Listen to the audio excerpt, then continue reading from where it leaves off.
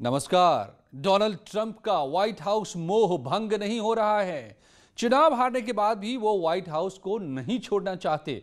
आखिर Donald Trump क्यों जिद पर अड़े हैं? क्या उनकी इस जिद से व्हाइट हाउस की कमान उनके हाथों में बनी रहेगी या फिर ट्रंप को निकाल कर बाहर कर दिया जाएगा?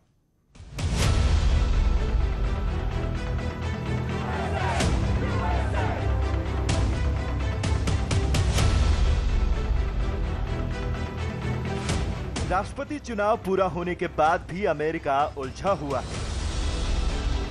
राष्ट्रपति पद की रेस में रिपब्लिकन पार्टी के डोनाल्ड ट्रंप को हराने के लिए डेमोक्रेट के जो बाइडेन ने जरूरी 270 इलेक्टोरल वोट का आंकड़ा भी पार कर लिया है।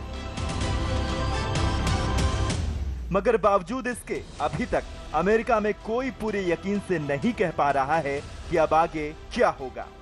चूंकि डोनाल्ड ट्रंप हार मानने को तैयार नहीं है और वो चुनाव परिणामों के खिलाफ मुकदमा दर्ज करवा चुके हैं, लिहाजा अमेरिका में सियासी तूफान मचा हुआ है।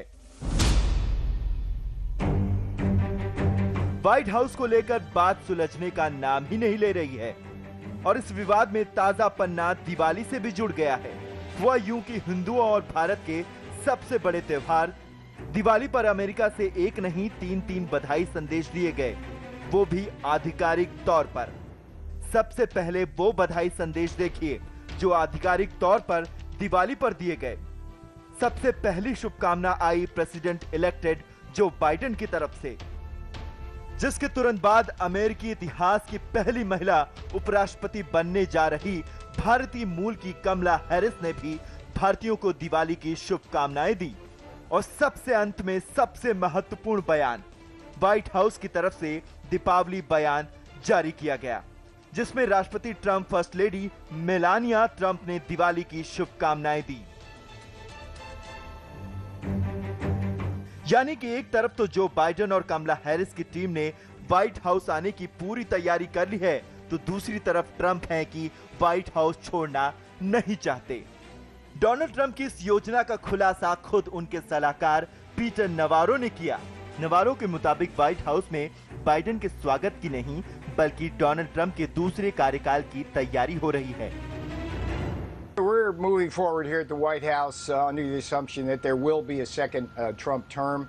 I think it's really important before people's heads explode here to understand that what we seek here is verifiable ballots, certifiable ballots, and an investigation into what are growing numbers of allegations of fraud under signed affidavits by witnesses. CNN की report के मुताबिक Biden को 306 electoral vote और Trump को 232 मिले हैं, जबकि जीतने के लिए 270 इलेक्टोरल वोट की जरूरत होती है। इसके बावजूद ना तो ट्रंप हार स्वीकार कर रहे हैं, ना ही उनके समर्थक, और ट्रंप को समर्थन देने के मकसद से उनके हजारों समर्थकों ने अमेरिका की राजधानी वॉशिंगटन डीसी में शनिवार को एक रैली भी निकाली। इस रैली में शामिल होने वाले ज्यादातर वो लोग हैं जो अमेरिकी चुनाव में प्रचार के दौरान ट्रंप का समर्थन कर रहे थे। उनके जो स्टेट के जो इंस्टीट्यूशंस हैं वो बहुत पावरफुल हैं और इंडिपेंडेंट हैं और वो प्रेसिडेंट ट्रंप की बात को नहीं मानेंगे। एक बार जब सारी स्टेट की इलेक्शन की रिकाउंट हो जाएगी और प्रेसिडेंट इलेक्ट डिक्लेयर हो जाएंगे ऑफिशियली भी, तो उसके बाद जो स्टेट एजेंसीज हैं, सिक्योरिटी एजेंसीज हैं, उनका बिहेवियर भी बदल जाएगा। हालात जैसे हैं उससे ये साफ है कि दुनिया का सबसे मजबूत लोकतंत्र इस बार कड़े इम्तिहान से गुजरने वाला है। ट्रंप अपने खिलाफ नतीजों को स्वीकार करने वाले नहीं और इसीलिए उन्होंने सुप्रीम कोर्ट का दरवाजा खटखटाया है। ट्रंप जानते हैं कि सुप्रीम कोर्ट में उनके समर्थन का माहौल है क्योंकि कंजर्वेटिव वहां बहुमत में हैं। हाल ही में ट्रंप द्वारा नामित जज एमी बैरे ने शपथ ग्रहण भी किया है, लेकिन सवाल है कि अमेरिका की सियासी लड़ाई में क्या सुप्रीम कोर्ट पक्षपात करेगा? ऐसा नहीं है कि अमेरिकी चुनाव की लड़ाई पहली बार सुप्रीम कोर्ट पहुंची है। आज से 20 साल पहले भी चुनावी लड़ाई कोर्ट पहुंच चुकी है। ये लड़ाई थी रिपब्लिकन पार्टी के जॉर्ज डब्ल्यू बुश और डेमोक्रेट एल गोर के बीच। साल 2000 में भी अमेरिकी चुनाव का विवाद सुप्रीम कोर्ट पहुंच गया था। उस वक्त जॉर्ज डब्ल्यू बुश और अल गोर के बीच वोटों का अंतर काफी कम था और टाई की स्थिति बन गई थी। इसी वजह से निर्णायक वोटों की गिनती में फ्लोरिडा काउंटिंग पर विवाद हो गया और अल गौर ने फ्लोरिडा में दोबारा काउंटिंग की मांग की। दोबारा काउंटिंग का विवाद उठा तो मामला सुप्रीम कोर्ट पहुंच गया था, लेकिन सुप्रीम कोर्ट ने रिकाउंटिंग की जरूरत को खारिज कर दिया। इस फैसले के बाद बुश के राष्ट्रपति बनने का रास्ता साफ हुआ था। ट्रंप और उनके समर्थकों के रुख से यही लग रहा है कि इस बार भी फार्मूला कानूनी पेच में उलझेगा और ये पहले से कहीं ज्यादा पेचीदा हो सकता है।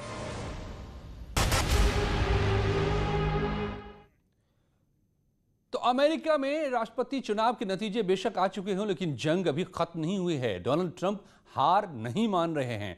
अमेरिका में इसके लेकर सियासी तूफान मचा है। जनमत ट्रंप के खिलाफ है, लेकिन कुछ मत ट्रंप के साथ भी हैं। डोनाल्ड ट्रंप ने संकेत दिए हैं कि वो अगला प्रेसिडेंट इलेक्शन भी लड़ सकते हैं।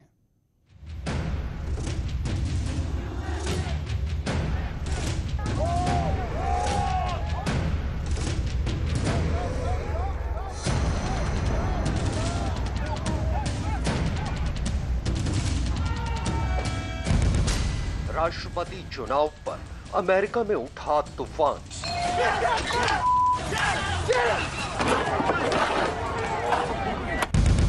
ट्रंप समर्थकों की मेगा मिलियन मार्च।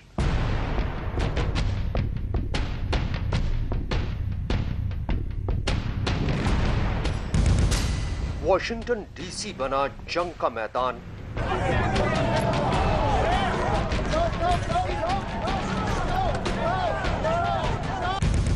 ट्रंप समर्थकों और विरोधियों में हिंसक झड़प।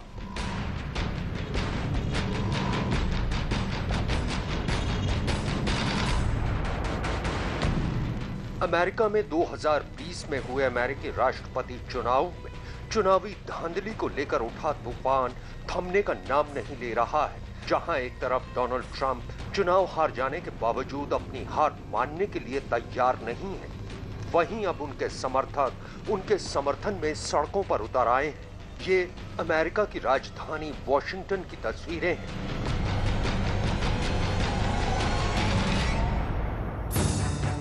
तस्वीरों में साफ दिखाई दे रहा है कि हाथों में लाल रंग के झंडे और सर पर लाल टोपियां लगाए डोनाल्ड ट्रंप के हजारों समर्थकों ने उन्हें समर्थन देने और राष्ट्रपति चुनाव के परिणामों के खिलाफ विरोध प्रदर्शन करने के लिए एक रैली निकाली। इस रैली के दौरान लोगों के हाथों में we want Trump, stop stealing और 4 more years जैसे बैनर भी दिखाई दिए।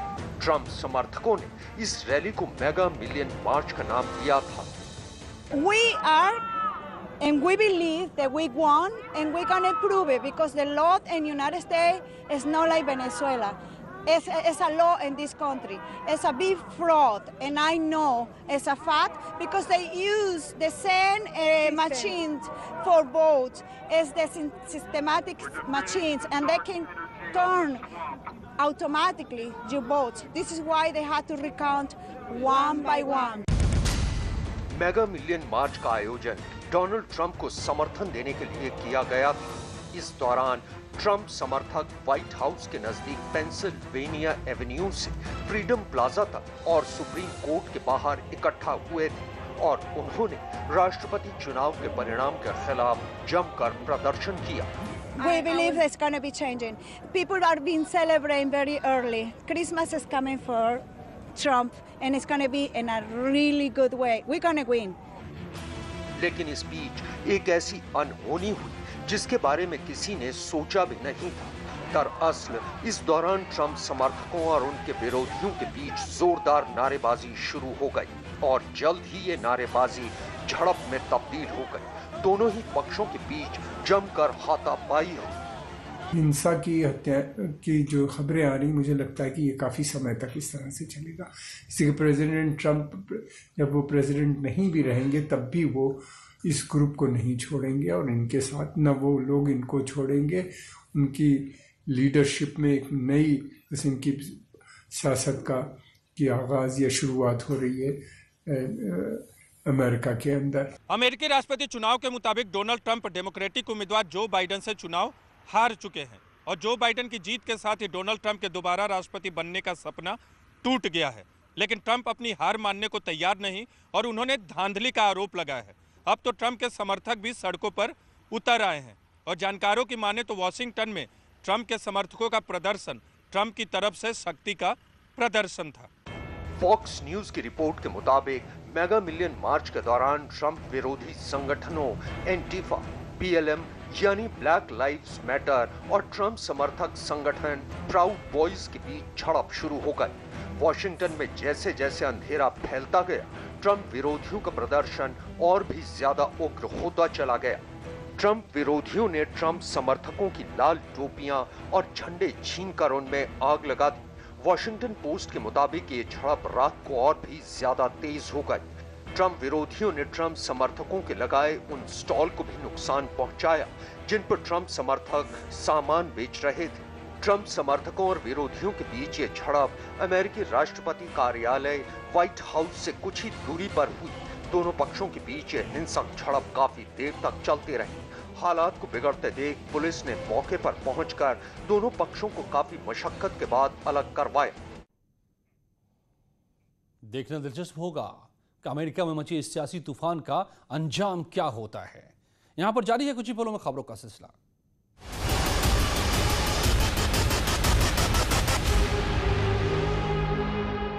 ये स्पेशल ऑफर है अगले 15 दिनों तक। साथ ही मिले